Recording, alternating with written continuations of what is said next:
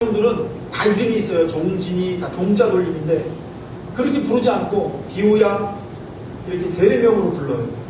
그래서 친척집에 가면 저는 원래 그 형의 이름이 비온 줄 알았어요. 근데 비온가 아니고 그 형의 원래 이름은 김종진이에요. 근데 친척들이 모이면 한 번도 그분의 이름을 이제 어른이 다 됐는데도 친척들이 모이면, 외가 친척들이 모이면 비오야 이렇게 불러요. 저는요 개신교 목사이지만 지금도 그것에 굉장히 신선한 감동을 갖고 있습니다. 그들에게 있어서 우리들의 실명은 우리가 육체로부터 얻은 이름이 아니라 하나님이 지어주신 이름이기 때문에 그들이 서로를 부를 때 그렇게 세례명으로 천주교인들이 스스로 서로를 이렇게 부르고 있다는 것을 여러분 아시게 되시길 바랍니다. 주님이 세우시려고 하는 교회는 어떤 교회입니까?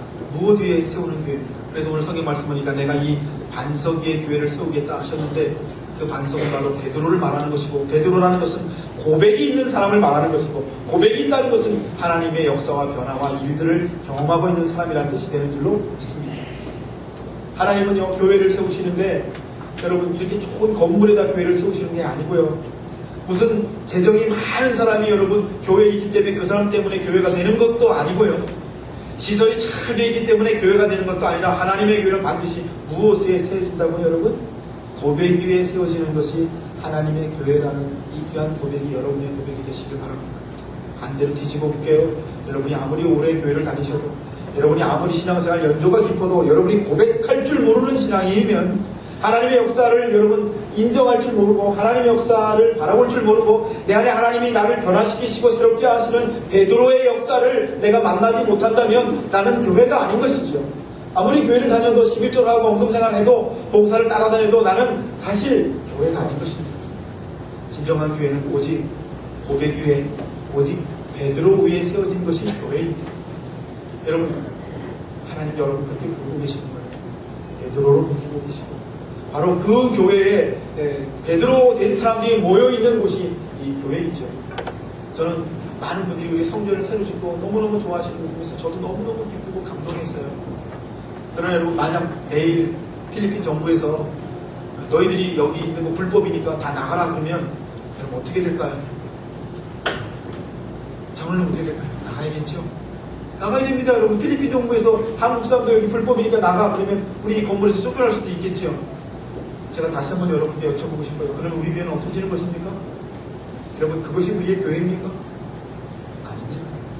우리의 교회는 고백하는 사람들, 변화받고 있는 사람들, 하나님이 역사하시고 그것을 체험하고 있는 사람들이 진정한 하나님의 교회이기 때문에, 만약에 그런 일이 일어난다고 해서 우리 교회가 깨어진다면 그것은 반대로 우리가 교회가 아니었다는 뜻이고, 그런 일이 일어난다고 해도 우리 교회가 깨어지지 않는다면 이것은 진정한 하나님의 사람들이 모여있는 진짜 교회이기 때문이라는 것이죠.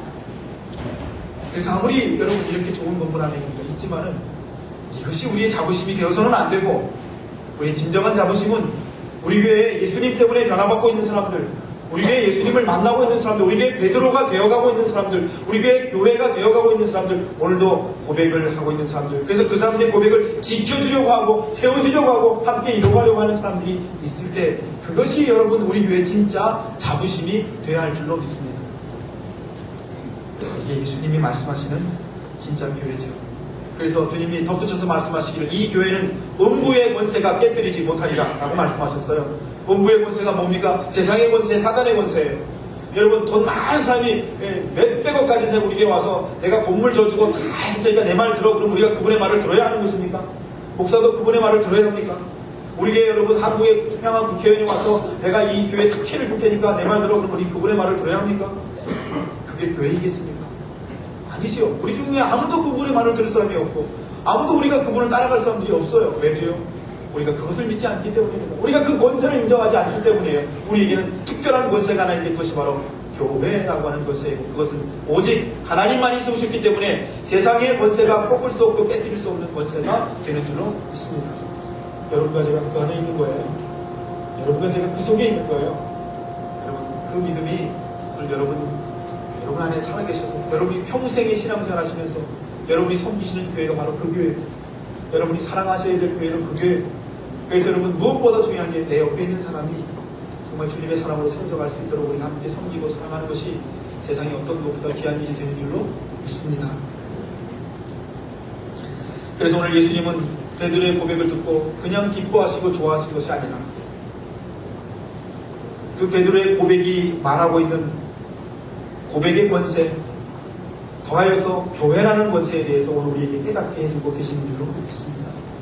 여러분, 오늘 말씀의 19절 말씀을 한번 보시겠어요? 오늘 19절 말씀 우리가 함께 같이 한번 읽어봤으면 좋겠어요. 스크린에 나오죠? 19절 말씀. 내가, 우리 함께 시작해서 읽습니다. 시작. 내가 천국 열쇠를 내게 주리니 내가 땅에서 무엇이든지 매면 하늘에서도 매일 것이요 내가 땅에서 무엇이든지 풀면 하늘에서도 풀리리라 하시고. 아멘. 여러분, 이 말씀 믿으세요? 이거 무슨 말씀인지 알고 믿으세요? 여러분, 이 말씀은 여러분과 제가 고백을 하나 해야 되는데 무슨 고백이냐면, 여러분, 세상에 돈 많은 사람이 세상을 다 풀어가는 것 같죠? 그 사람이 다 메고 있는 것 같지요? 세상에 여러분 정치가가 세상을 이끌어가고 메어가는 것 같지요? 세상에 대통령이 다 끌어가는 것 같지요? 천만의 만만의 말씀입니다. 여러분, 세상을 이끌어가는 것은 하나님의 자녀들이고 하나님께서 우리에게 천국의 열쇠를 주셨는데 그 열쇠는 메고 푸는 열쇠다라고 하신 이 말씀이 여러분이 고백하시는 새로운 권세, 천국 열쇠의 권세가 되시길 주님의 이름으로 축원합니다.